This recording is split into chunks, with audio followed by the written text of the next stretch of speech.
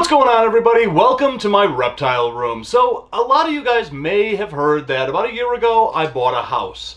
And I didn't want this reptile room inside that house, so I'm renting this space for all of my reptiles. I've got my incubator set up over there, I've got colubrids over here, I've got my retics over there, and I've got Aries the rhino iguana right over there. But in these racks are my ball pythons, and in this video I'm going to introduce you to some of my ball pythons, show you what I've produced this year, what will be available coming up next week in Tinley, and I'll also give you guys an update on what's coming next on this channel. I'm Dave Kaufman, and these are my Reptile Adventures. So we're going to start off with this clutch right here. These are a couple of the bananas that I hatched out this year, and these aren't just bananas. You can see that this one has those rich purples, those high contrasts. This one has a head stamp, but look at that orange rusty color coming out in those saddles. And then these two have that same really high contrast, really orange, really purple. So what's the difference between these snakes? Well, these three on the end here, hey, where are you going? Come here. Come here, just pose like a ball python. There you go. These three on the end here are Orange Dream bananas. But this little guy right here with that cool head stamp and those really awesome orange blotches right there, that is an Orange Dream yellow belly double het clown pied banana. So my breeding program is basically based on making as many different morphs of clown pieds as I can get. And I started this project a couple of years ago. I've produced some pretty amazing clown pieds that are in these enclosures right here, but I'm still working on it, and I really want to produce a banana Orange Dream yellow belly clown pied, and with this clutch I can do just that. So this clutch probably isn't going anywhere. I'm going to decide that later. If you see them on my table at Tinley, you know I already made that decision. But this yellow belly Orange Dream banana double het clown pied, that one's staying right here. And then of course you get a lot of normals that are double het clown pied. Well, in this clutch I got a really amazing pied here that's het clown. I got a really awesome clown here that's het pied. And I got a really cool pastel clown that is het pied. And a couple of years ago I produced this pastel clown pied female from the same parents that gave me these babies, and unfortunately she's really deep in shed, so you really can't see her colors pop. But this is a female pastel clown pied, and I have some pretty big plans for this female coming up. So one of my favorite morphs is Orange Dream, and when you mix Orange Dream with yellow belly and then add that to pied, you get Orange Dream pieds, you get Orange Dream yellow belly pieds. But as you can see, I kind of overdid it a little bit with that Orange Dream yellow belly pied combos, and I have way too many Orange Dream pied combos. Each one is more awesome than the next, but in these three in particular you can really see the difference between just an Orange Dream pied, an Orange Dream yellow belly pied, and another Orange Dream yellow belly pied. That yellow belly gene, when it responds to pied, is really variable. And that one right there, that one's a high white yellow belly Orange Dream pied. So again, I kind of overdid it with the Orange Dream pieds. I am not going to hold any of these guys back this year, although they are absolutely awesome, flawless, and these guys will be available on my table at Tinley. But speaking of Tinley, which is coming up next week, I'm going to do something just a little bit different with this whole big pile of really awesome Orange Dream and Orange Dream yellow belly pieds. I have more that I'm showing here, but we don't need to overkill this. This year on my table, I'm going to have some games in which you guys can win one of these snakes. So when you come to my table at Tinley, for $5 you can play a spinning wheel game. Everyone is going to be a winner. So again, come to my table at Tinley. You could win one of these really awesome Orange Dream yellow belly pieds. And if you don't like Orange Dream yellow belly pieds, just want an Orange Dream pied, you can pick one of those as well. And I'll have a bunch of just kind of normal pieds and clowns and things like that that'll also be in that group. So again, next week at Tinley, stop by my table and play the game. You guys could walk away with one of these beauties. So another clutch of awesomeness that I hatched out this year were these bad boys. So a while ago, I bought an axanthic clown with the intent to make axanthic clown pieds with whatever else I was going to throw in them. And I bought that snake from George Mead, and he gave me a free double het axanthic clown female to go along with that male. So I raised her up, paired those together this year, just to see if I could produce some really amazing axanthic clowns, and I hit the jackpot here. So I got 3 axanthic clowns, and each one has its own pattern on its head. Each one, this one's in shed, so it's not as bright as the others. But I also got some axanthics that are going to be het clown, obviously. But each one of these is really amazing. But then the normal clown in the group is actually a blade clown. And what makes this a blade clown is you can see the back pattern is completely unbroken all the way down his back. And these axanthics kind of sort of have that blade thing going on. But if you look at how clean those sides are on that blade, this one isn't as clean, but that one kind of is. So I'm just going to be basically selling these on my table as axanthic clowns. I can't really prove that they're blades, even though they look like blades. So I'm not going to add a couple $100 more just because I think that these look differently. But whoever picks these up, and if they do prove out to be blade, well, that person's going to get a really good deal. So one of my other favorite morphs is just a plain old good-looking lavender albino ball python. And there are so many other genes that we can stack on top of that to make some really amazing ball pythons. And so a couple of years ago, I picked up a GHI double het lavender pied male, bred that to my dreamsicle female, and a dreamsicle is a lavender pied. As a matter of fact, I've got one right here that I've held back. Stay there, don't move. So this is a subadult lavender pied, and these are also called dreamsicles, and when they're babies, man, do they glow. But as they get to be subadult, they kind of lose that lavender albino glow. And just to put that into perspective, this is a yellow belly albino pied, and you can see that the albino colors on this girl, who looks like she's about to take a dump any second here. She already laid her eggs, otherwise I would think she's gravid. That's how big a cleanup job I got coming. But right there you can see that the yellows on a yellow belly albino pied are really bright yellow with a couple of orange highlighters in there. Very different from a lavender pied. All right, I'm gonna go put her back before she unloads on me. But getting back to this clutch right here, this was the first year that I successfully hatched a lavender albino het pied. A pied came out of that clutch. A really good looking GHI that's double het lavender pied came out of that clutch. And this was the first year that I produced GHI lavender het pieds. And there's one, and there's another. And if you put the two lavenders together, you can really see the GHI coming out in this particular snake, wherein just the base morph of a lavender albino has a little bit more of contrasty colors, but doesn't have that really cool GHI pattern. I will most definitely be holding back either this one or maybe that one. We're gonna have to see. So going back to the banana gene, I love the banana gene, and banana is actually a incomplete dominant, which means that there's a super form to it. A lot of people call them codoms. Not so accurate. It's an incomplete dominant. But the point is that there is a super form to it. So in this pairing, I took a leopard banana male and bred it to a banana pied female, because not only did I want to hit super bananas, I wanted to hit on that super banana pied, and I got it all in this one clutch. You can really see the leopard pattern coming out, and when compared to just normal bananas, you can really see what that leopard gene does. Then, right here, when you add pied to it, you get just a strikingly beautiful banana pied that could be leopard. And it's so hard to tell in pieds if you actually hit that leopard. But this one could be leopard. Again, I'm not going to sell it as a leopard because I'm not 100% sure that it does have leopard in it.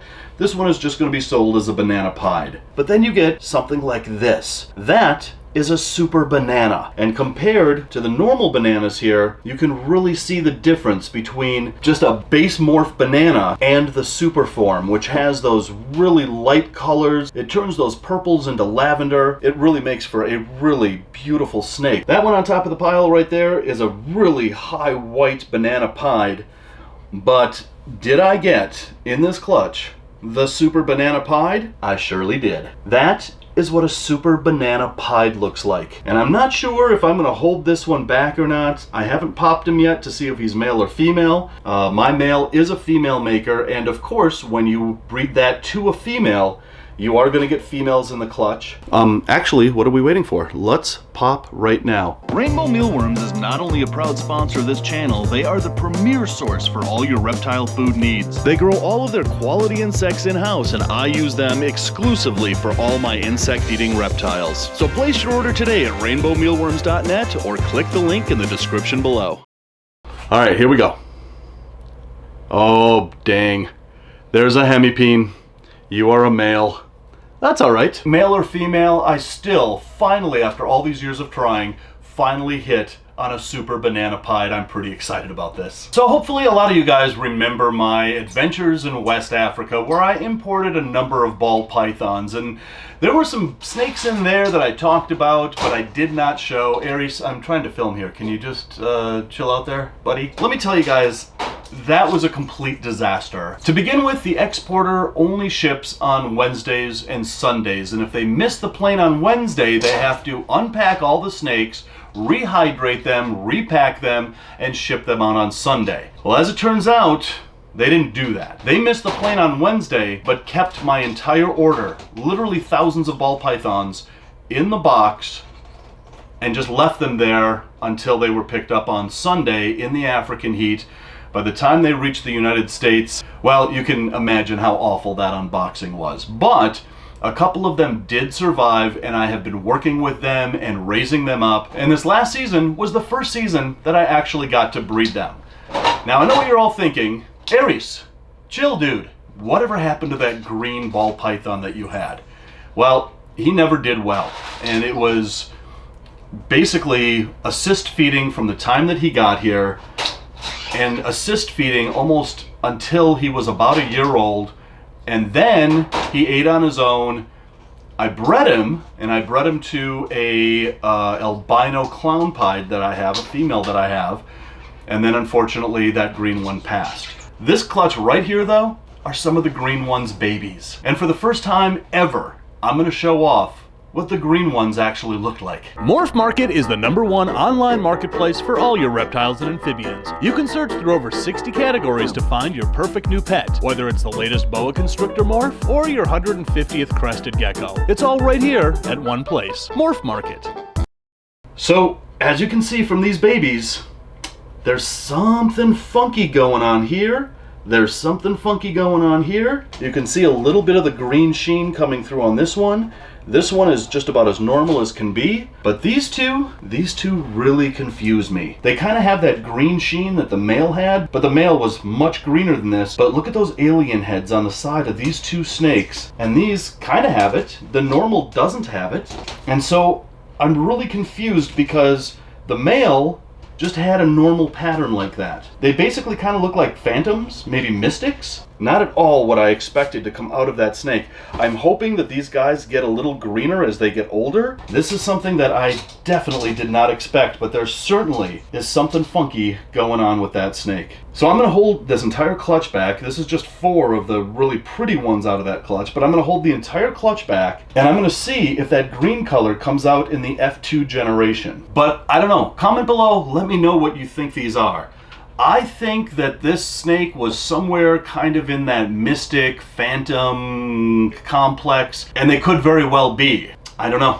I've been staring at these guys for literally hours trying to figure out exactly what we have here, but I've got the rest of their lives to figure it out. I, again, am going to raise these up. I'm going to breed them. I'm going to see if we can get that green coloration out. So, sorry it took me so long to actually reveal the green ball python that I brought back from Africa, which I'm really not because I'm just showing off its babies, but I just wanted to see if anything funky came out of that male before I revealed this to the world. And again, these look nothing like that male did. But I really hope that the offspring of these babies right here really show off a lot of that green that that male had. When I was in West Africa, I talked about how the exporters know that they have 2, 3, maybe even 5, 6, 7 of the same gene, but they'll name it different things to market it to different people, and that's why we have all this confusion, like the coral glow and the banana.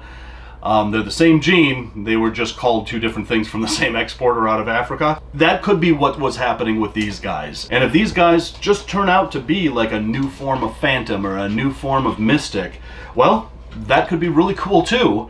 But again, This is not what I expected to find when those eggs started hatching, and it's a little disappointing that that green gene is not a dominant gene. The offspring of these babies could very well look exactly like this, and the coloration of that male was just a fluke. We'll see. But at the end of the day, what I really care the most about is that these babies are flourishing, they're healthy, they're eating on their own, and not only that, but these guys are triple het albino clown pied. So the offspring of these babies is going to be just jaw-dropping, no matter if that green gene actually comes out and proves to be genetic. So guys, there's just a few of the babies that I've hatched out this year. I just wanted to make this video really quick. As you're watching this, I'm in Animal Con in Orlando, Florida. I've got 2 days back here to kind of clean, feed, water everybody, and then I'm off to Tinley.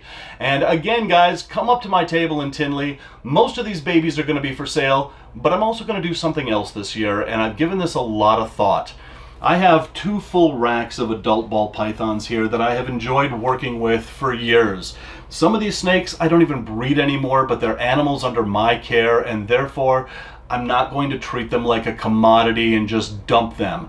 Some of these males I have had for maybe 3, 4, 5 years that I have no intentions of breeding them.